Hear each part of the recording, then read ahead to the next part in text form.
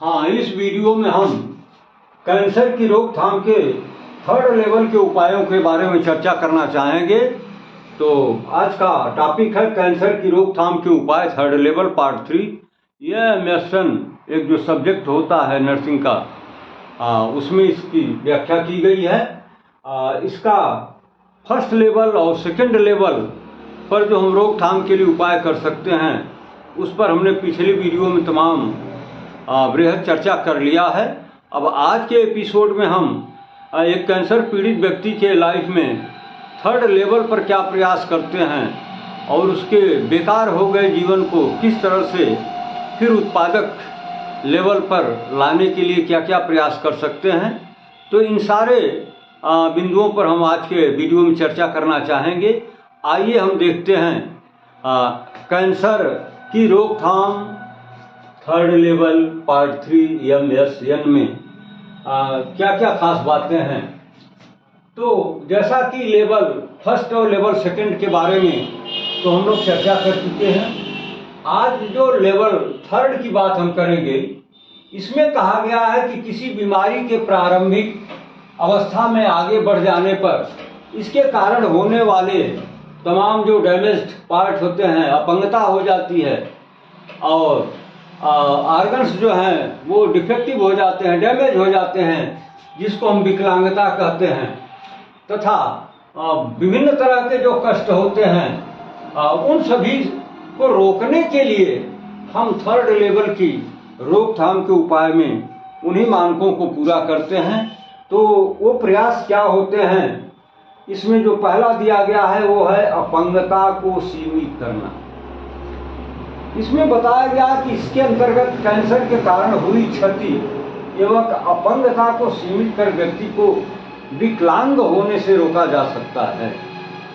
यानी जो कैंसर पीड़ित व्यक्ति है उसके अंदर विकलांगता न, डिफॉर्मिटी, डैमेज ऑर्गन की कंडीशन न आए, इसको हम कैसे रोक सकते हैं और फिर कैंसर पीड़ित व्यक्ति को अपंगता से या तो रोक सकते हैं या उसकी अपंगता की जो सिवियरिटी है उसको कम कर सकते हैं। तो पहला उपाय जो हम करेंगे, अपंगता को सीमित करना।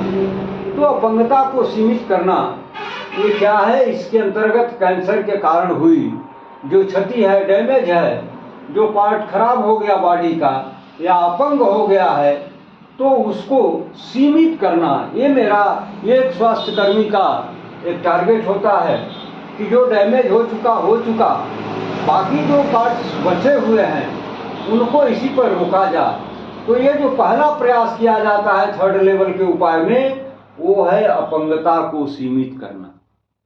यानी एक कैंसर पीड़ित व्यक्ति को अपंग होने से रोका जा सके। अगर पूरी तरीके से हम रोकने में सक्षम नहीं हो पाते हैं तो फिर हमें प्रयास करके उसकी सिवियरिटी को कम करने के लेवल पर प्रयास करना चाहिए। इसको कहते हैं अपंगता को सीमित करना। और दूसरा उपाय पुनर्वास या रिहेबिलिटेशन।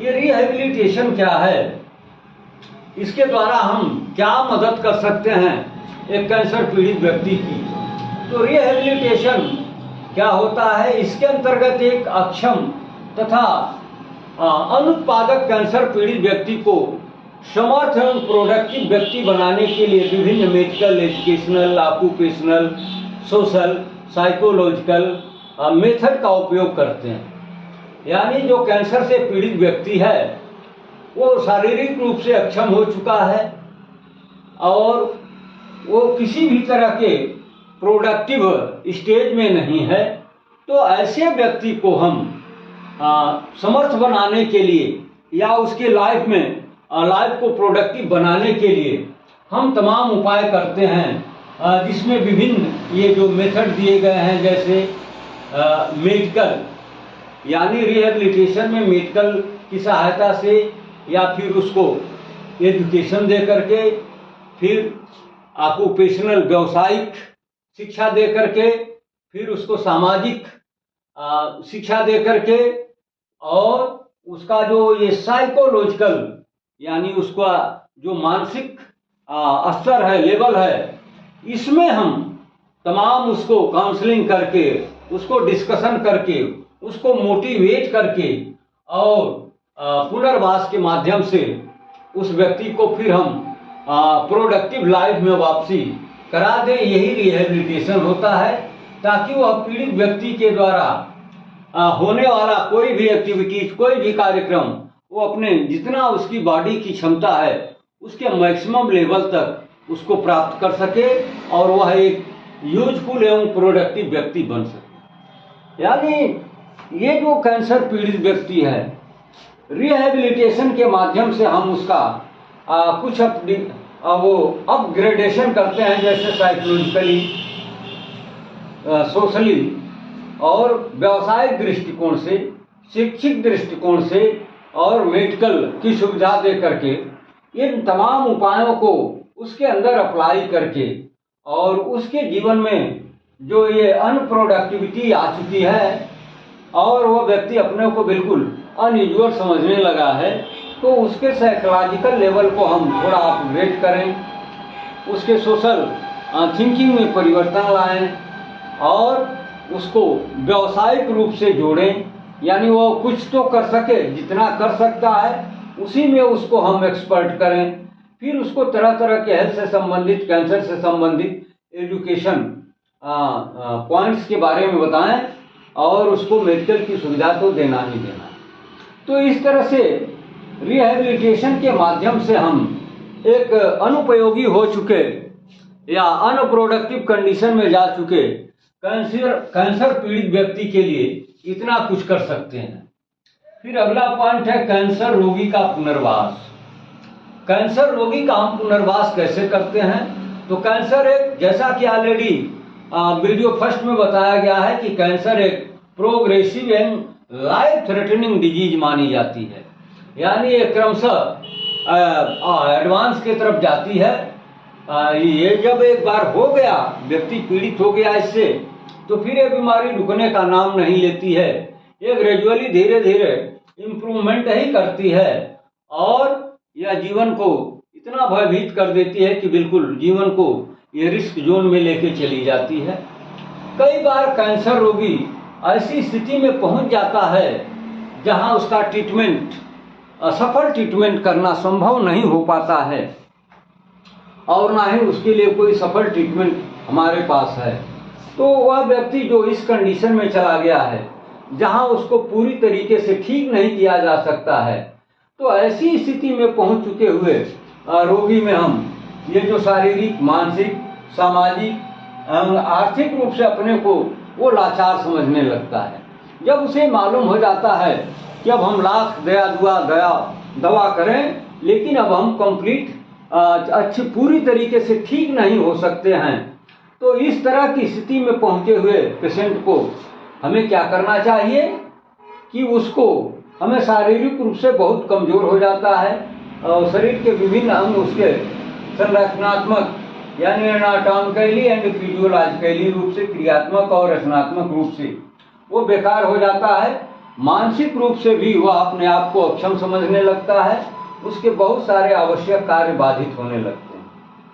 यानी कैंसर रोगी का पुनर्वास, ये जो टॉपिक है इसमें बताया गया कि कैंसर एक प्रोग्रेसिव और लाइफ थ्रेटनिंग डिजीज है, बीमारी है। इसमें कई बार ऐसा होता है कि कैंसर उस कंडीशन में पहुंच जाता है जहां उसका कंप्लीट इलाज संभव नहीं होता है। तो ऐसी स्थिति में रोगी फिजिकली, मेंटली, सोशली, इकोनॉमिकली अपने को लाचार समझने लगता है। यानी वो मानसिक रूप से अब यह समझता है कि हम किसी काम के नहीं हैं, ना हम अब कुछ कर सकते हैं, और शारीरिक रूप से तो थोड़ा अक्षम हो ही जाता है, वीक हो ही जाता है। वो सामाजिक रूप से भी अपने को बिल्कुल कटा हुआ फील करने लगता है, आर्थिक रूप से अपने को लाचार समझने लगता है। तो शारीरिक रूप से वह बहुत कमजोर हो जाता है तथा शरीर के उसके विभिन्न अंग, चाहे रचनात्मक रूप से या क्रियात्मक रूप से बेकार होने लगते हैं और वो मानसिक रूप से अपने आप को बिल्कुल अक्षम प्राणी के श्रेणी में पाता है। तो उसके बहुत सारे कार्य बाधित होने लगते हैं। यानी उसके लिए जो आवश्यक कुछ अपने लिए जो एक्टिविटीज हैं वो भी करने में वो फेल्योर होने लगता है, अपने को असमर्थ पाने लगता है। तो सामाजिक रूप से वह अपने को अलग थलग कर लेता है, व्यवसायिक रूप से उसका व्यवसाय भी छीन जाता है, यानी जो कुछ करके वो अपने आजीविका के लिए व्यवसाय बिजनेस जो भी करता था वो उससे भी उसकी दूरी बन जाती है। और एडवांस स्टेज में जो कैंसर पीड़ित व्यक्ति है वह कमजोर, लाचार और दूसरों पर निर्भर होने लगता है। इस तरह के रोगी को हम पुनर्वास सेवाओं के द्वारा उत्पादक एवं आत्मनिर्भर बनाने का प्रयास करते हैं। यानी कैंसर रोगी का पुनर्वास कैसे करते हैं? तो जैसा कि आपको पता है, कैंसर एक प्रोग्रेसिव लाइफ थ्रेटनिंग डिजीज की श्रेणी में आती है और कई बार पेशेंट इस कंडीशन में चला जाता है कि अच्छा ट्रीटमेंट देने के बावजूद, अच्छी व्यवस्था देने के बावजूद भी उसको पूरी तरीके से ट्रीट करना, क्योर करना, ठीक करना ये असंभव हो जाता है, वो ठीक नहीं हो सकता है।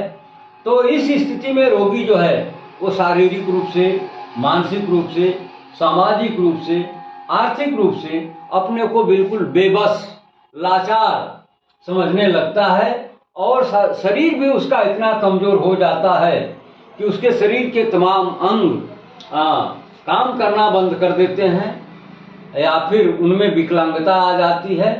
तो इस तरह से मानसिक रूप से वह व्यक्ति अपने को टोटल अक्षम व्यक्ति की श्रेणी में पाने लगता है और उसके बहुत सारे जो आवश्यक कार्य जो वह कर भी सकता है वो भी मानसिक रूप से दिक्कत होने की वजह से वह करने में फेल्योर हो जाता है।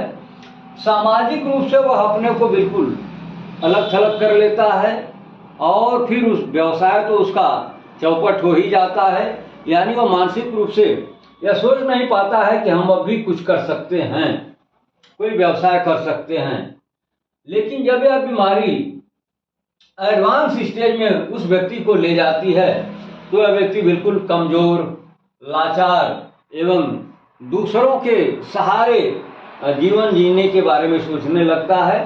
तो इस तरह के व्यक्ति को, इस तरह के पीड़ित रोगी को हम पुनर्वास सेवाओं के द्वारा जो मानसिक, एजुकेशनल, सोशली और इकोनॉमिकली, साइकोलॉजिकली उसको इतना संबल देते हैं कि फिर उसे हम उसके अंदर इतनी फीलिंग भर देते हैं, इतनी जागरूकता पैदा कर देते हैं या उसके आत्मविश्वास को इतना अपग्रेड कर देते हैं कि वह व्यक्ति फिर अपने लिए कुछ सोचे और स्वयं आत्मनिर्भर बनने के बारे में उसके दिमाग में थिंकिंग आने लगे। अब ये जो पुनर्वास है इसकी परिभाषा हम कैसे इसको परिभाषित करते हैं? तो कैंसर पीड़ित व्यक्ति में बीमारी एवं ट्रीटमेंट जैसे कीमोथेरेपी हुआ, रेडियोथेरेपी हुआ, जैसा कि मेडिकल के लोग जानते हैं कि कैंसर में दो ही थेरेपी दी जाती है, कीमोथेरेपी और दूसरा रेडियोथेरेपी। और इस कीमोथेरेपी और रेडियोथेरेपी के तमाम दुष्परिणाम भी सामने निकल करके आते हैं। तो इनके वजह से वो जो है शारीरिक, मानसिक, सामाजिक, व्यवसायिक इन सभी योग्यताओं में उसके गिरावट आने लगती है। यह बीमारी की वजह से भी होता है और उसको जो हम ट्रीटमेंट देते हैं कीमोथेरेपी या फिर रेडियोथेरेपी, तो इनके दुष्परिणाम से भी व्यक्ति जो है मानसिक, सामाजिक, व्यवसायिक और इन तरह की अपनी योग्यताओं में गिरावट महसूस करने लगता है या आ ही जाती है। इसके अलावा वो मानसिक रूप से डिप्रेस्ड हो जाता है, यह तो प्राय देखने में मिलता है। और इन सभी योग्यताओं को पुनर्वास के द्वारा किए गए प्रयास के माध्यम से हम उसके लाइफ में एक प्रोडक्टिविटी की फीलिंग भर दें, एक इस तरह की मानसिकता बना दें कि नहीं वो अब भी बहुत कुछ कर सकता है और पुनः वो अपने गुणवत्तापूर्ण जीवन को जी सकता है। तो अगर इस तरह की फीलिंग उसके अंदर हम भरने का प्रयास करते हैं, इसी को कहते हैं पुनर्वास। तो आज की वीडियो में हम कैंसर की रोकथाम के उपाय 3rd लेवल पार्ट 3 में इन बिंदुओं पर चर्चा कर लिया। अब अगले एपिसोड में हम इसकी जो अगली वीडियो आएगी उसमें हम बाकी तमाम बिंदुओं पर चर्चा करना चाहेंगे। अब इस वीडियो को हम यहीं क्लोज करेंगे।